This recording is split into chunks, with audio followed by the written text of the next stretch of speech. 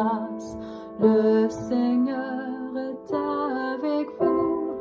Vous êtes bénie entre toutes les femmes, et Jésus, votre enfant, est béni. Olá a todos! Como é bom estarmos juntos novamente, sejam todos muito bem-vindos para mais um momento de estudo sobre a Palavra do Senhor. Antes de iniciarmos, vamos fazer uma invocação ao Espírito Santo para que Ele possa nos iluminar da melhor forma possível para transmitir os melhores conhecimentos para todos nós. Vinde, Espírito Santo, enchei os corações dos vossos fiéis e acendei neles o fogo do vosso amor. Enviai o vosso Espírito, e tudo será criado, e renovareis a face da terra. Oremos. Ó Deus, que instruísse os corações dos vossos fiéis com a luz do Espírito Santo, façai que apreciemos retamente todas as coisas segundo o mesmo Espírito e gozemos sempre de sua consolação, por Cristo Senhor nosso. Amém. Muito bom, meus irmãos, vamos iniciar nesse nosso encontro de hoje o estudo sobre um conjunto de livros muito importante para a nossa própria vida de ação e de vivência da nossa fé, que são os livros proféticos.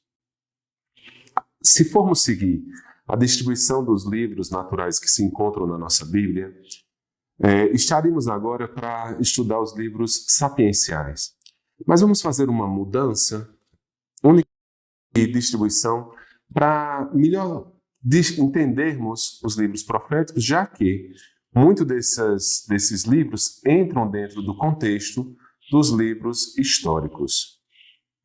Relembrando um pouquinho, os livros históricos eles nos mostraram a dinâmica que existia da história do reino de Israel e de Judá, desde a conquista da terra de Canaã até o período que se encaminhou para a situação do cativeiro na Babilônia. Depois, com os livros chamados de cronistas, nós vamos entender o retorno do povo à cidade de Jerusalém e a construção do templo e da cidade, e a reconstrução do templo e da cidade. Esse contexto implica que, como lembramos antigamente, tínhamos três personagens importantes em toda essa história. Primeiramente, um profeta, um sacerdote e o rei. Esses três são a base do processo da religião que vai se tornando a religião do judaísmo. Nessa dinâmica e nas relações que vão existir entre o rei, o profeta e o sacerdote, vamos ter o desenrolar dos livros historiográficos, né? Da história deuteronomista e da história cronista. Então, dentro desse contexto, né, vamos iniciar o processo do estudo dos livros proféticos.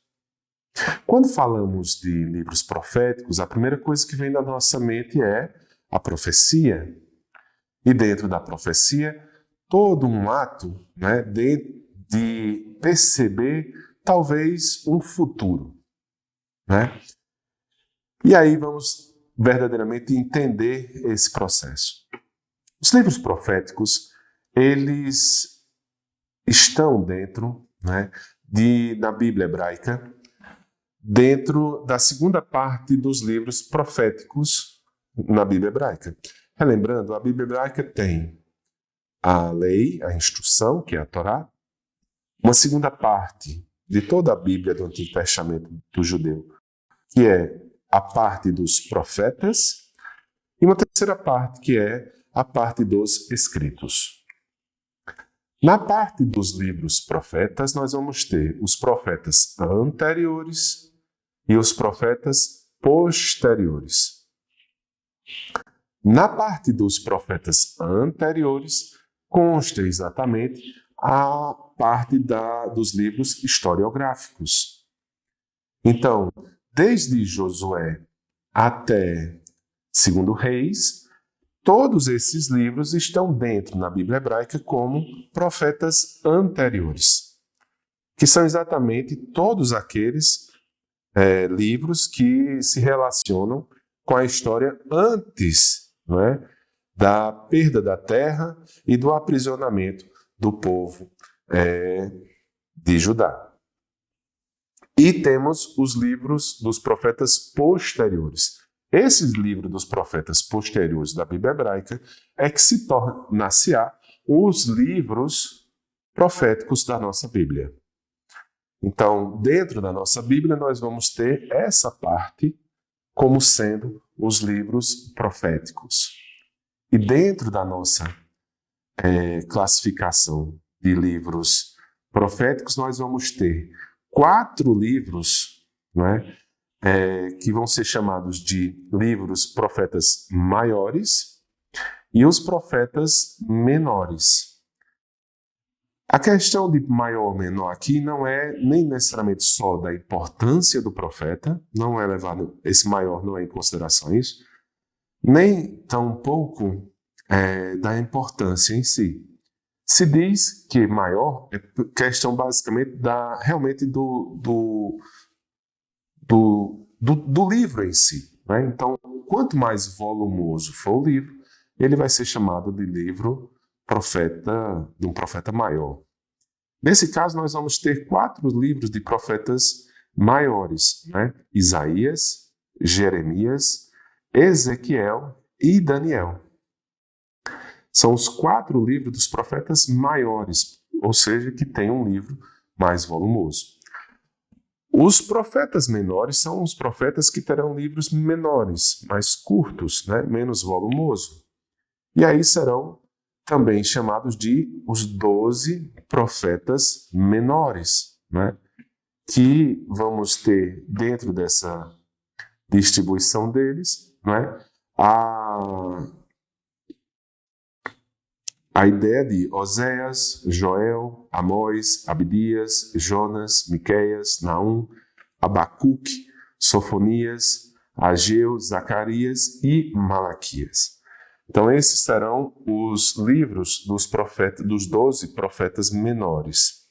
Então, essa é mais ou menos a distribuição desse livro dos profetas. Essa vai ser a determinação, mais ou menos, de como eles vão se encontrar.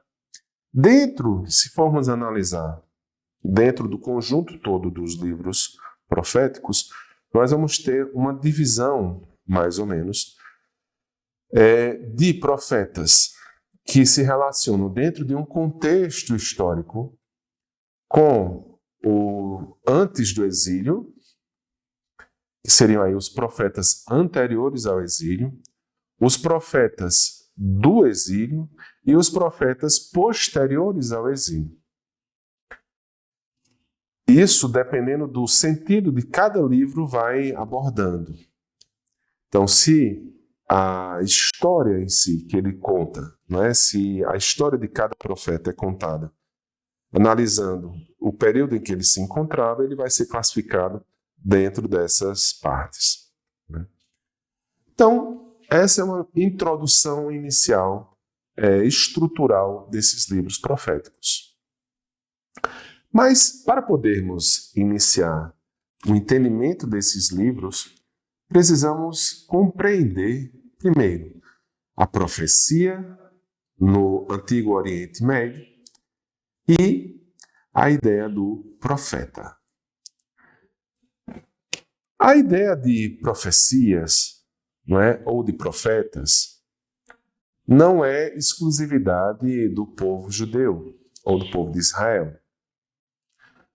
Na verdade, o profetismo ele é comum a várias civilizações que existem nessa região. A Bíblia também apresenta situações como essa, né? Vamos ter os profetas de Baal, né? Vamos ter basicamente cada civilização tendo, né, os seus profetas. O próprio Faraó também tem lá o seu grupo de profetas, de sacerdotes, que vão trabalhar nessa dinâmica, né? Os gregos também têm uma dinâmica diferenciada de profetismo, né? E de profetas. Qual é a diferença desses profetas, dessas civilizações, para o profeta bíblico? Para o profeta que vamos ler, né, quando estamos estudando ou lendo os livros proféticos. Qual é a característica que diferencia, muitas vezes, o profeta bíblico do profeta das outras civilizações? Primeira grande questão é que profeta não é uma palavra hebraica, né? Profeta diz respeito exatamente a uma palavra grega, né? Profetes. E ela é mais ou menos dividida por duas, né, outras palavras. A palavra pros, né, e a palavra fetes, que significa aquele que se coloca, se mostra, né, no local para falar, né? Então, profeta em grego pode significar aquele que fala diante de alguém, né? Esse pró, no sentido de diante. Aquele que fala por alguém, né? Então ele vai estar ali representando uma certa ordem e vai falar por alguém, né? Então esse pró pode significar falar, né, para alguém e falar também por alguém, representando alguém. Será a fala de uma pessoa. Então o profeta pode ser compreendido como aquele que vai falar no lugar de alguém ou de alguma coisa. Nesse sentido, esse alguém, na maioria dos relatos dos profetas, será uma pessoa que responderá a um questionamento, representando aí uma divindade, às vezes, que era a prática convencional nas outras civilizações. Então, um profeta de Baal, por exemplo, ele seria um meio de comunicação do Baal, né, dos desejos de Baal, ou muitas vezes ele faria essa comunicação com a divindade, como eram os profetas, ou as profetisas, no caso, da civilização grega, por exemplo, né? Então, nos cultos religiosos e proféticos da Grécia, você tinha mulheres que eram profetisas e elas se comunicavam. E muitas das vezes, essa comunicação passava por uma alteração de consciência. Então, havia certos rituais nos quais havia a ingestão de alguma bebida, né? Ou a intoxicação com algum tipo de gás, né? Muitas vezes aqueles gases que saíam das rochas vulcânicas, e isso levava essas mulheres a entrarem em estados alterados de consciência, e aí, nesses estados, elas entravam numa espécie de transe hipnótico, no transe que a Bíblia vai chamar também de transe, no sentido de um transe profético, né? E vai falar, muitas vezes falar de forma estranha, falar um idioma que ninguém conhece, mas que apresentaria aí uma revelação, que seria, nesse entendimento, o que a Bíblia também vai apresentar como oráculos, né? Isso poderia ser feito através desse processo de transe ou através mesmo de observações, por exemplo, que até os dias de hoje no Islã se utiliza, que é da borra do café, né? Ou de jogos semelhantes a como se fossem dados, né? Não era bem dados, mas era como se fossem dados.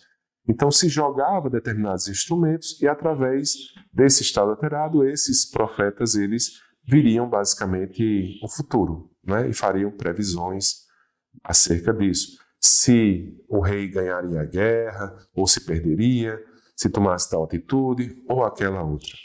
Então, era mais ou menos isso que funcionava o profetismo das religiões vizinhas a Israel e a Judá.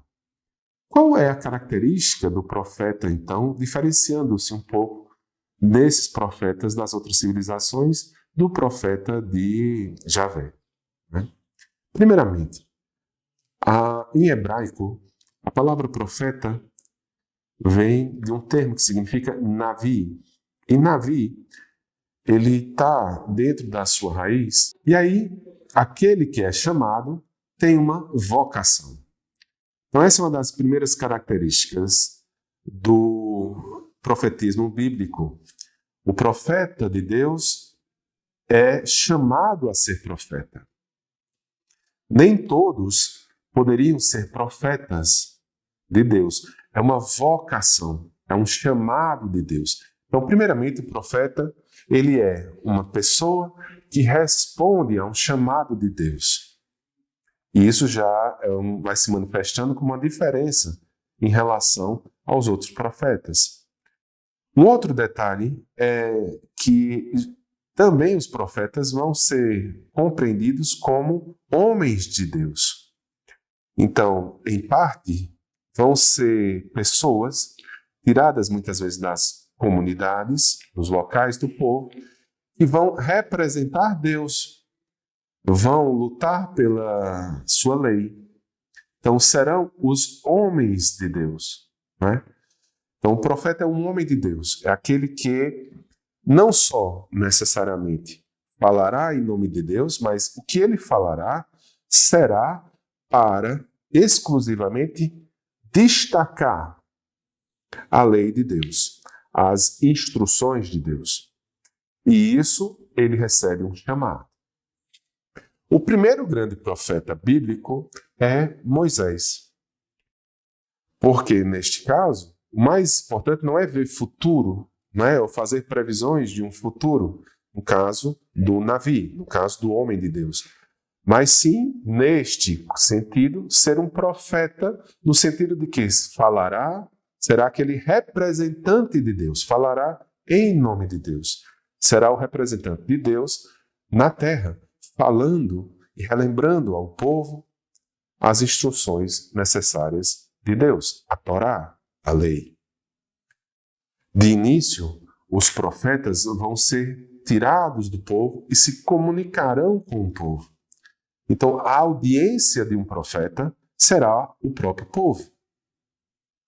Então, vamos ter aí os primeiros profetas que vão ser exatamente os personagens principais do livro da história deuteronomista, né? Teremos aí a representação maior de Moisés, teremos aí alguns juízes, principalmente Débora, né, que nós já estudamos. Teremos a representação maior, mais forte, né, de Samuel. Então temos pessoas que vão ser chamadas a falarem em nome de Deus. Então essa é uma primeira característica do profetismo bíblico. A percepção de que esse profeta, ele vai ser esse que falará, né, em nome de Deus. Nesse contexto, a gente pode até ampliar mais isso, né, e ainda acrescentar, por exemplo, Abraão, Arão, Miriam, né, vários outros personagens, né, que vão ser esses representantes do profetismo de Deus. E aí, a Bíblia vai se manifestar muito fortemente como o que é o profeta de Deus, como o homem de Deus, e os outros profetas. Os profetas dos outros deuses, dos deuses falsos, e, consequentemente, os profetas falsos, né? Então, essa é a primeira grande característica de um profeta bíblico. A sua vocação, a sua colocação como um homem representante de Deus na terra. Com o decorrer da história, os profetas eles vão se tornar posteriormente, né, aqueles que falarão também exclusivamente para a audiência do rei. Nesse caso, vamos ter aí uma distinção entre os profetas. Vamos ter aqueles profetas da corte, ou seja, aqueles profetas do rei, e vamos ter os profetas do povo, né? Os profetas que vão falar para o povo, aqueles profetas que saem de dentro do povo e têm como audiência o seu povo. Então teríamos aí duas grandes distinções. O profeta que continuará sendo chamado por Deus, continuará falando em nome de Deus, relembrando a todos como eixo principal, não a sua pessoa, nem a sua visão ou seu poder de clarividência ou alguma coisa assim, mas sim, né, a sua força em lembrar a sua audiência, seja o povo ou seja o rei, da necessidade da obediência à lei, da obediência a Deus, da obediência à vontade de Deus. Mas então teremos esses dois tipos de reis, né, bíblicos de Deus. Aqueles que vão pertencer ao grupo da corte, que vão ser junto, né, com o ritual religioso de cada rei, ser os profetas do rei. E teremos o profeta do povo. E isso vai já também em alguns livros, vamos perceber essas diferenças entre cada um, né? Outro meio interessante que vai se mostrando no profetismo bíblico é exatamente as revelações. A ideia, muitas vezes, e isso vai ser variado, dependendo do tipo do profeta, pode ter percepções de uma revelação, né, através que podemos chamar de revelações externas, né, revelações internas e revelações interactivas. Revelações externas são os relatos dos profetas de que Deus está se comunicando com ele através da percepção dos sentidos. Então, muitas vezes, é a percepção de uma visão, né? A percepção de uma audição, de um tato, do olfato, né? Então, para os profetas bíblicos, esses relatos são mais raros, né? Para o profetismo bíblico de Israel e Judá. O que conseguimos ver, o que conseguimos perceber muitas vezes são revelações internas, né? Essas revelações internas, os profetas de Javé, eles vão ter uma percepção de sentidos internos criados pela ação de Deus. Santo Agostinho vai chamar esse tipo de revelação interna de visões espirituais. Então, os profetas bíblicos, eles vão começar, aí muitos relatos, né, tanto em Ezequiel como em Isaías, em Amós, eles vão comentar essa percepção de visões, de audição, de algo que brota, né, que emerge deles, e essa ação verdadeiramente sendo produzida por Deus. Há aqueles também e isso é uma percepção muito, muito forte também no profetismo bíblico, essas revelações intelectivas, que vão ser revelações diretas, objetivas, né? Que, em parte, é considerado a comunicação mais segura de Deus, né? Quando Deus vai comunicar diretamente, né, no intelecto do profeta, sem necessariamente o estímulo às percepções, às visões.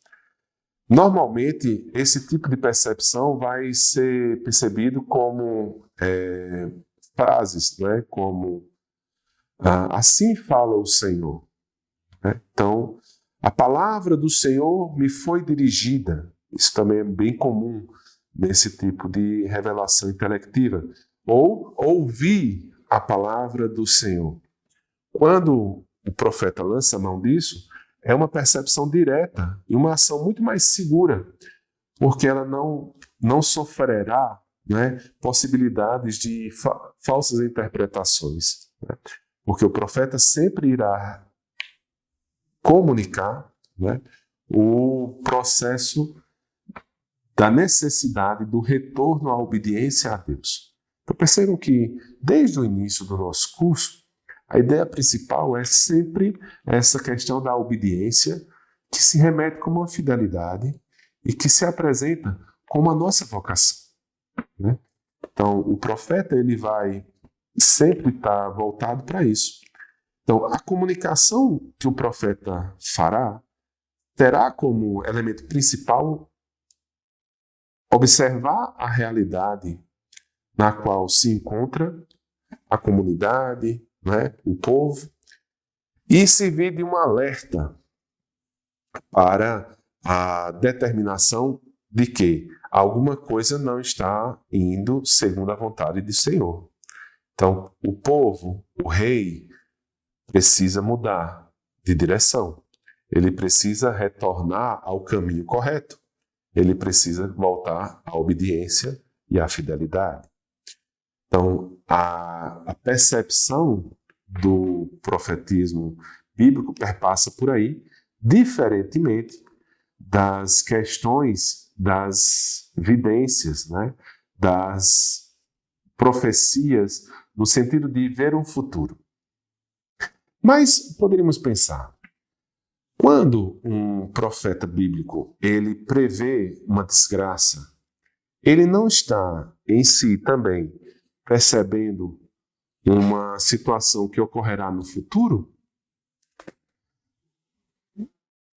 Então, consequentemente, ele não é similar ou muito parecido ao profetismo das outras civilizações no sentido das videntes, né? Ou que vê o futuro? Isso é uma questão importante, porque, na verdade, essa percepção do futuro é algo muito lógico. Então, o profeta bíblico, ele analisa uma situação. Ele vê essa situação. Ele se coloca, não é, na sua vocação de dizer, tal situação está ocorrendo. Essa situação ocorre por conta de uma infidelidade, por conta de uma quebra da aliança. Consequentemente, se vamos caminhar desta forma, o futuro será esse. Como muitas vezes as pessoas não irão mudar suas atitudes, aquele futuro tornar-se a verdade. Mas aquele futuro ficou condicionado à situação de mudança ou não do povo.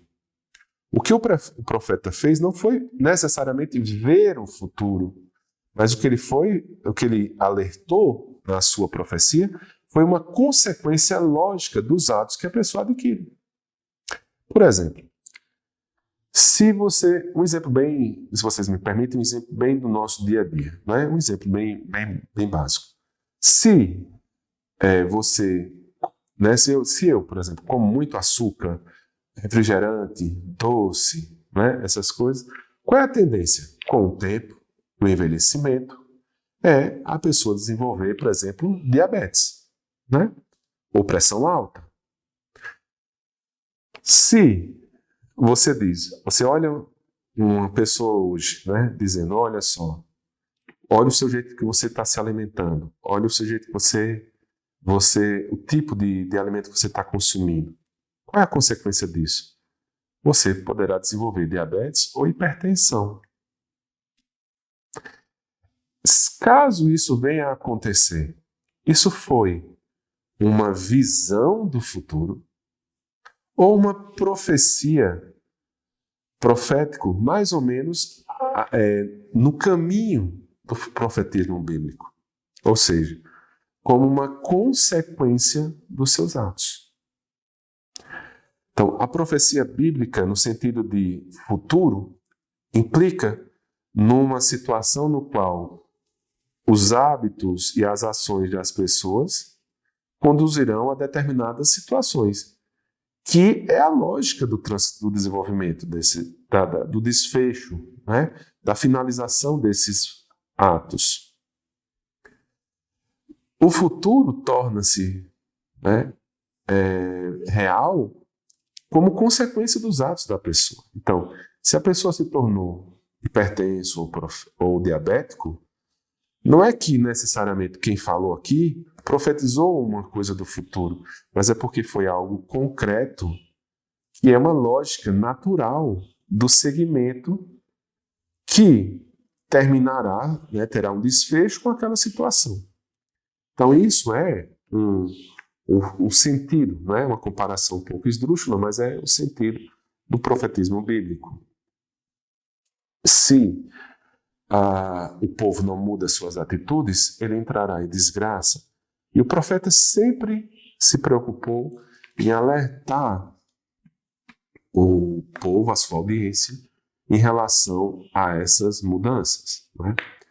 Por exemplo, um outro exemplo muito interessante. Veja que na distribuição nossa, né, que vai diferenciar da nossa Bíblia, que vai se diferenciar da Bíblia hebraica, né, nós terminamos os profetas e damos início ao Novo Testamento. E o Novo Testamento começa com um profeta, que é João Batista.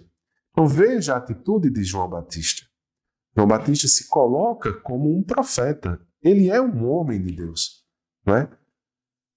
Ele alerta o povo sobre as consequências dos seus atos e a necessidade de um retorno a uma fidelidade e uma aliança com Deus.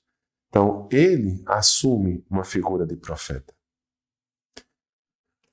O profeta bíblico, ele é esse homem que vai trabalhar, homem, e no caso de algumas mulheres, mas basicamente vai trabalhar para alertar.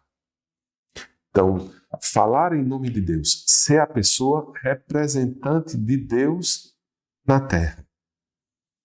Essa é a ação do profetismo bíblico, essa luta. Mas não só em obediência às leis, no sentido da liturgia, no sentido da falha, né, no sentido do pecado, no sentido individual, mas também no sentido enquanto povo.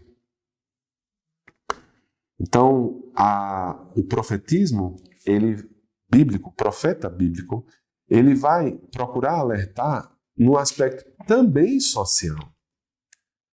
Ou seja, a necessidade da sociedade como um todo. Então, relações de injustiças, relações de opressão, né? Relações de pobreza, relações de abusos, muitas vezes gerados pelos próprios reis, também vão ser alertados e também vão ser uma forte mensagem do profetismo bíblico. Então, o profeta bíblico, ele vai lutar, né? E vai profetizar, vai ser representante de Deus na luta para manter a fidelidade do povo a Deus, no combate aos falsos profetas, né? No combate às falsas religiões, no politeísmo, nas alterações que vão existindo dentro da religião, no templo de Jerusalém, né? Na vida do povo em si, nas práticas ritualísticas do povo em si. Ele será esse homem que lutará pela fé, que lutará pela religião. Mas ele também irá lutar pelas questões do povo, para que todos tenham justiça.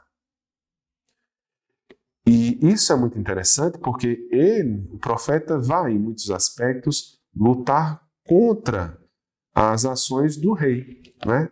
Alertar o rei das injustiças que ele está cometendo em relação ao seu povo, que isso não é desejo de Deus. Por mais que ele implique nessa defesa da justiça, né, e da paz, essa justiça não é uma justiça legal em termos de justiça humana, né, do direito humano, vamos dizer assim, no sentido do rei, das ordens e das legislações humanas, mas ele lutará pela justiça da lei de Deus. Ele coloca, né, a vontade e o desejo de Deus acima desse processo. Então, o profeta, ele vai lutar pela justiça e pela paz. Paz, justiça, que tem Deus e seus mandamentos, né, como coluna, né, principal, como eixo, né, orientador, e paz.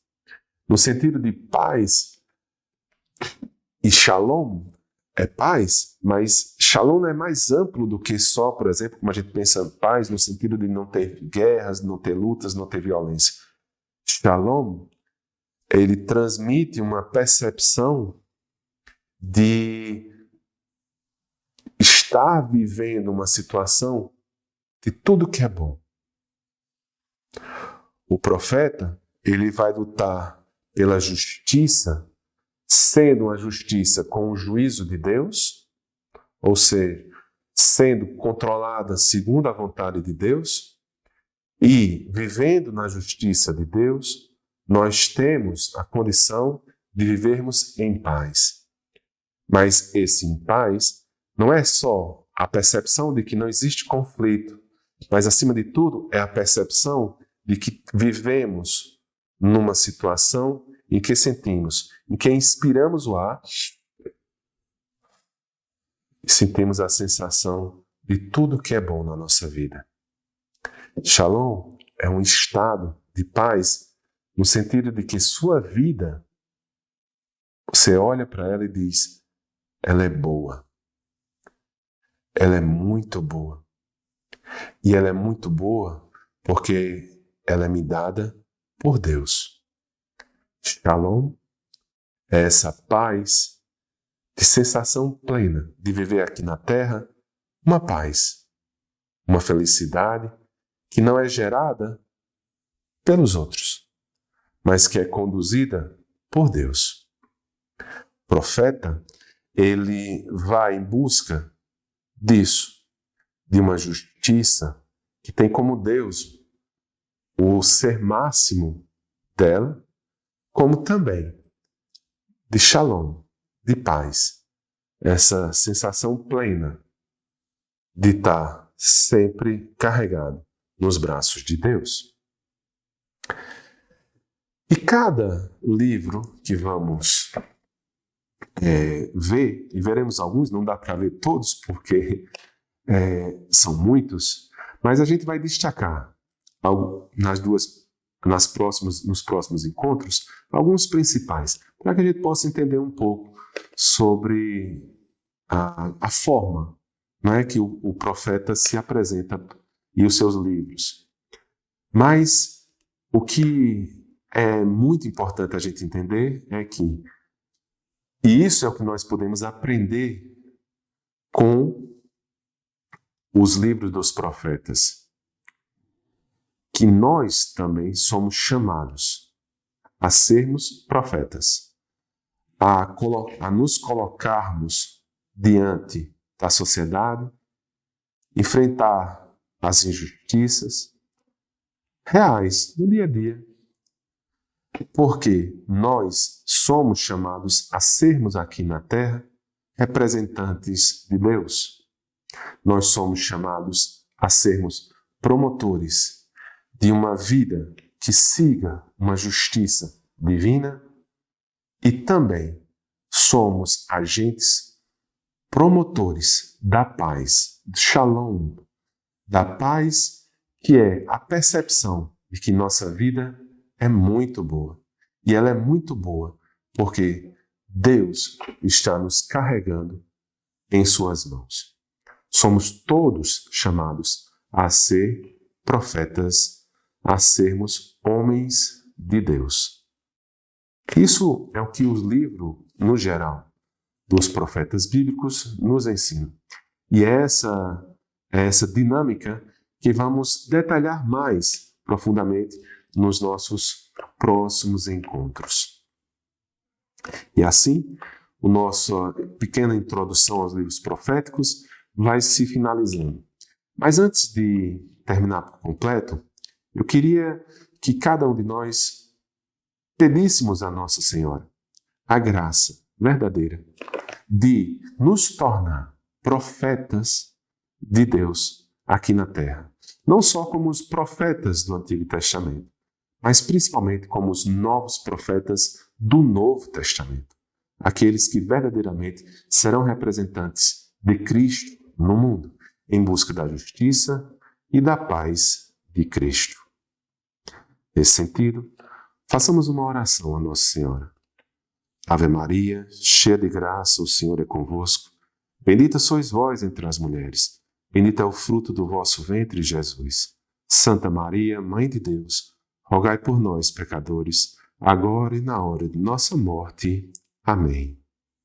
Maria, sede da sabedoria, rogai por nós. Sainte Marie, Mère de Dieu, priez pour nous, pauvres pécheurs,